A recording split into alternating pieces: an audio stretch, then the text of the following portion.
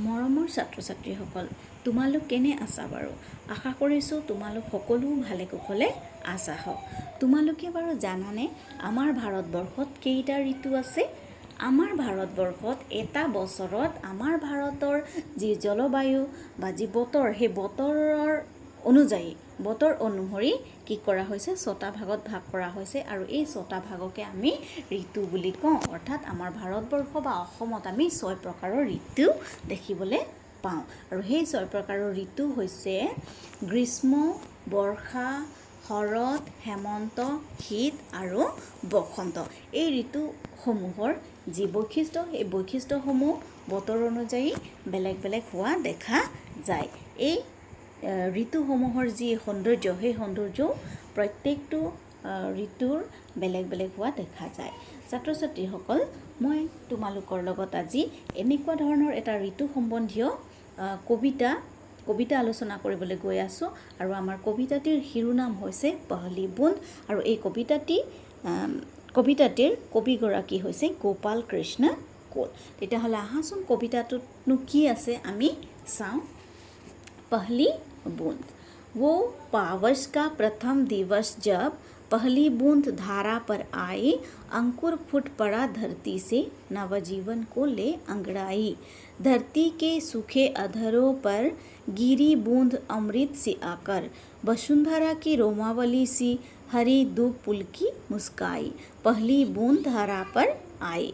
आसमान में उड़ता सागर लगा बिजलियों के स्वर्णिम पर, बजा नगारे जगा रहे हैं बादल धरती की तरुणाई। पहली बूंद धरती पर आई। नीले नयनों सा यो अंबर, काली पुतली से ये जलधर, करुणा विगलित अश्रु बहाकर धरती की चिर प्यास बुझाई। बूढ़ी धरती शस्य श्यामला बनने को फिर से ललचाई। पहली बूंद धारा पर आई। আকৌ এবাৰ কবিতাটো পঢ়ি লওঁ। पहली बूंद। वो पावस का प्रथम दिवस जब पहली बूंद धारा पर आई, अंकुर फूट पड़ा धरती से, नवजीवन को ले अंगड़ाई। धरती के सूखे अधरों पर गिरी बूंद अमृत सी आकर, वसुंधरा की रोमावली सी हरी दूब पुल की मुस्काई। पहली बूंद धारा पर आई। आसमान में उड़ता सागर लगा बिजलियों के स्वर्णिम पर, बजा नगारे जगा रहे हैं बादल धरती की तरुणाई। पहली बूंद धरती पर आई। नीले नयनों सा यो अंबर, काली पुतली से ये जलधर, करुणा विगलित अश्रु बहाकर धरती की चिर प्यास बुझाई। बूढ़ी धरती शस्य श्यामला बनने को फिर से ललचाई। पहली बूंद धारा पर आई। তাহলে আহাচোন কবিতাটোতনো কি কৈছে, আমি ইয়াৰ অৰ্থ অনুসৰি ভাৱাৰ্থখিনি বুজিবলৈ চেষ্টা কৰোঁ। পহলি বুন্দ অৰ্থাৎ প্ৰথম টোপাল যি বৰষুণ, এই বৰষুণৰ কথা কৈছে পহলি বুন্দ। वो पावस का प्रथम दिवस जब, वो पावस মানে হৈছে বৰ্ষা ঋতু। वो पावस का प्रथम दिवस, प्रथम দিনাখন যেতিয়া पहली बूंद धारा पर आई, যেতিয়া প্ৰথম টোপাল বৰষুণ ধাৰা মানে হৈছে ধৰতীত পৰিছিল। अंकुर फूट पड़ा धरती से, नवजीवन को ले आंगड़ाई। আৰু সেই পানী পৰাৰ লগে লগে পৃথিৱীত কি হৈছিলে, গজালি যিবিলাক গুটি আছিলে, যিবিলাক গছ গছনি আছিলে, সেইবিলাকে নতুনকৈ পোখা মেলিবলৈ আৰম্ভ কৰিছিলে। গুটিবিলাকে নতুনকৈ পুং মেলিবলৈ আৰম্ভ কৰিছিলে, অৰ্থাৎ গজালি মেলিবলৈ আৰম্ভ কৰিছিলে আৰু নতুন জীৱন এটা প্ৰাপ্ত কৰিছিলে। धरती के सूखे अधरों पर गिरी बूंद अमृत सी आकर, वसुंधरा की रोमावली सी हरी दूब पुल की मुस्काई। पहली बूंद धारा पर आई। এই যি পংক্তি, এই পংক্তিত কবিয়ে কৈছে ধৰতী কে সুখে আধৰৰ পৰ, ইমান দিনে যি গৰম দিন চলি আছিলে, অৰ্থাৎ গ্ৰীষ্ম ঋতু চলি আছিলে, গ্ৰীষ্ম ঋতুৰ পিছতে বৰ্ষা ঋতু, গতিকে গ্ৰীষ্ম ঋতুৰ সময়ত ধৰতী কে সুখে আধৰৰ পৰ অৰ্থাৎ গৰমত ধৰতী অৰ্থাৎ পৃথিৱীখন কেনেকুৱা হৈ আছিলে, শুকান হৈ আছিলে। আৰু শুকান পৃথিৱীখনৰ কথা তেখেতে কি বুলি কৈছে, সুখে আধৰৰ পৰ, শুকান जी अधरो माने হৈছে ऊँट, सुखे आधारों पर गिरी बूंद अमृत सी आकर। আৰু যি বৰ্ষা ঋতুত বৰষুণ পৰিলে, সেই বৰষুণ যেন পৃথিৱীৰ কাৰণে অমৃতৰ দৰে আছিল। বসুন্ধৰা কি ৰোমাৱলী চি, বসুন্ধৰাৰ কাৰণে এইটো এটা ৰোমৰ যি পংক্তি, সেই পংক্তিৰ নিচিনাই এটা কথা আছিল। হৰি দু পুলকি মুস্কাই, য'ত সেউজীয়া দুবৰি বন, অৰ্থাৎ সেউজীয়া যি দুবৰি ঘাঁহ, সেই দুবৰি ঘাঁহৰ ঘাঁহ বনবিলাকেও কি কৰিছিলে, পুলকিত হৈ মুস্কাই মানে মুস্কুৰাই মানে হাঁহিছিলে। পহলি বুন্দ ধাৰা পৰ আই, যেতিয়া এই প্ৰথম বৰষুণ টোপাল পৃথিৱীত পৰিছিল। আসমান মে উড়তা সাগৰ, আৰু এই যি বৰ্ষাৰ সময়ত কি হয়, আসমান মে উড়তা সাগৰ লগা বিজলিयों के स्वर्णिम पर बजा नगारे जगा रहे हैं बादल धरती की तरुणाई पहली बुंद धरती पर आई। এই বাক্য কেইহাৰীত কবিয়ে কি কৈছে, আসমান মে উড়তা সাগৰ, সাগৰ ক'ত থাকে, তলত থাকে, কিন্তু কবিয়ে কল্পনা কৰিছে যে সাগৰ বৰ্ষা ঋতুৰ সময়ত ক'ত থাকে, আসমান মানে আকাশত থাকে। আকাশত কেনেকৈ থাকে, উড়তা অৰ্থাৎ উৰি থাকে, তাৰমানে বাদলৰ কথা ইয়াত ক'ব বিচাৰিছে। আসমান মে উড়তা সাগৰ, যাক বাদলক কবিয়ে সাগৰ বুলি কৈছে। লগা বিজলিও কে স্বৰ্ণিম পৰ, আৰু যেতিয়া ইটো বাদলবিলাকে ইটোৰ লগত ইটো সংঘৰ্ষ যেতিয়া হয়, তেতিয়া কি হয়, বিজুলী সৃষ্টি হয়, আৰু এই বিজুলীবিলাক সোণালী ৰঙৰ নিচিনাকৈ জিলিকনি মাৰে। গতিকে সেই যি বিজুলী কেনেকুৱা বুলি কৈছে, স্বৰ্ণিম পৰ বজা নগাৰে জগা ৰহে, আৰু গুৰুং গাৰাংকে যি শব্দ হয়, সেই শব্দবিলাকক কবিয়ে কিহৰ লগত তুলনা কৰিছে, নাগাৰাৰ লগত তুলনা কৰিছে। বজা নগাৰে জগা ৰহে, আৰু এনেকৈ নাগৰা বজাই যেন তেখেতে জগাই দিছে।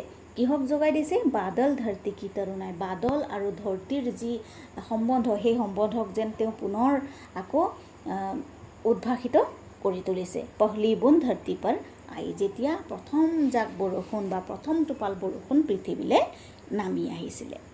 নীলে নয়নো সা য়ো অম্বৰ কালি পুতলি से ये जलधर, करुणा विगलित अश्रु बहाकर धरती की चिर प्यास बुझाई, बूढ़ी धरती शस्य श्यामला बनने को फिर से ललचाई, पहली बूंद धारा पर आई।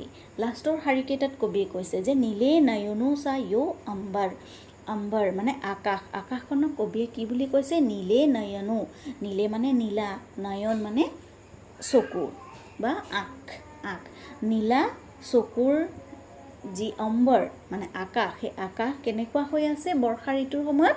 কালি পুতলি চে ইয়ে জলধৰ, কালি পুতলি মানে যি আকাশৰ মেঘবিলাক যেতিয়া ডাৱৰবিলাক জমা হৈ থাকে, বৰষুণ পৰু অৱস্থা হয়, তেতিয়া কি হয়, গোটেইখন ক'লা হৈ পৰে। গতিকে সেই ক'লা হোৱা যি অৱস্থা, এই অৱস্থাক কবিয়ে কি বুলি কৈছে, কালি পুতলি চে ইয়ে জলধৰ, কালি পুতলিৰ নিচিনা হৈ পৰে বুলি কৈছে।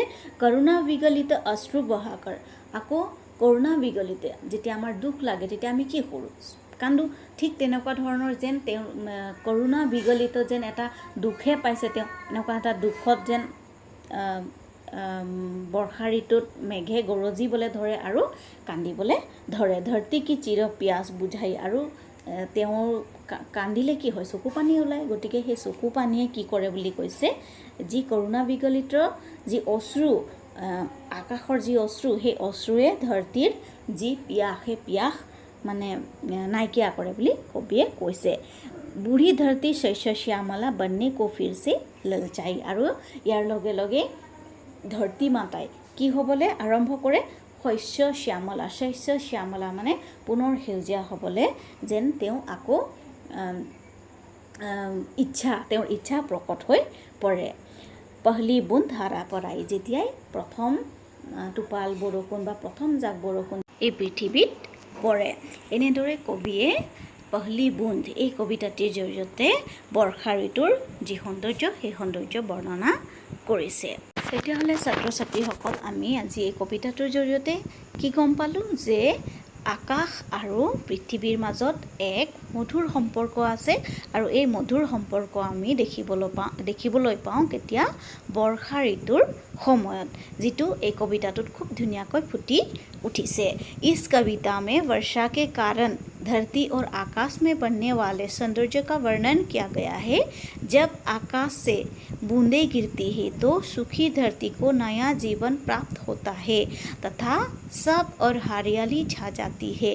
वर्षा की पहली बूंद गिरते ही मानो बूढ़ी धरती शस्य श्यामला बनने के लिए फिर से ललचा उठती है। तो এনেদৰে আমি এই কবিতাটোৰ জৰিয়তে গম পালোঁ যে বৰ্ষা ঋতুৰ কাৰণে পৃথিৱীৰ যি সৌন্দৰ্য, যি চিৰসেউজীয়া হৈ থকাৰ যি সৌন্দৰ্য, সেই সৌন্দৰ্য আমি দেখিবলৈ পাওঁ আৰু ইয়াক প্ৰতিফলিত কৰে আচলতে বৰ্ষা ঋতুৱে। আৰু এই বৰ্ষা ঋতুৱে এই আকাশ আৰু পৃথিৱীৰ মাজত সম্পৰ্ক ৰক্ষা কৰিছে আৰু এই আকাশ আৰু পৃথিৱীৰ এই দুয়োটাৰে যি সৌন্দৰ্য, অপূৰ্ব সৌন্দৰ্য, সেই অপূৰ্ব সৌন্দৰ্য কবিগৰাকীয়ে তেখেতৰ লিখনিৰ কবিতাৰ জৰিয়তে প্ৰকাশ কৰিছে। গতিকে আমি এই কবিতাটোৰ পৰা এটা কথা গম পালোঁ যে প্ৰত্যেকটো ঋতুৰে সৌন্দৰ্য বেলেগ বেলেগ আৰু এই সৌন্দৰ্যৰ বৈশিষ্ট্যবিলাকো বেলেগ বেলেগ হয়। বৰ্ষা ঋতুৰ যি বৈশিষ্ট্য, সেই বৈশিষ্ট্যই আমাক কি শিকাইছে যে পৃথিৱীৰ যি ৰূপ, সেই ৰূপ লাৱণ্য ধাৰণ কৰাৰ ক্ষেত্ৰত কোনে অৰিহণা যোগাইছে? বৰ্ষা ঋতুৱে অৰিহণা যোগাইছে। গতিকে পৃথিৱীখনত মানুহ বা জীৱ জন্তু সকলো থকাৰ উপযোগী কৰি তুলিছে এই বৰ্ষা ঋতুৰ কাৰণে, বা এই বৰ্ষা ঋতুত হোৱা যি আকাশ আৰু পৃথিৱীৰ যি সম্পৰ্ক, সেই সম্পৰ্ক সুদৃঢ় কৰাৰ কাৰণে এই বৰ্ষা ঋতুৱে ভূমিকা লৈছে আৰু এই বৰ্ষা ঋতুৰ কাৰণেই এই পৃথিৱীত আজি আমি সকলোৱে থকাৰ বাবে উপযোগী হৈছে। গতিকে আজিলৈ ইয়াতে সামৰিছোঁ। তোমালোকে ঘৰত অলপ পঢ়িবা আৰু বুজিবলৈ চেষ্টা কৰিবা, ঠিক আছে? তেতিয়াহ'লে আজি ইয়াতে সামৰিছোঁ। ধন্যবাদ।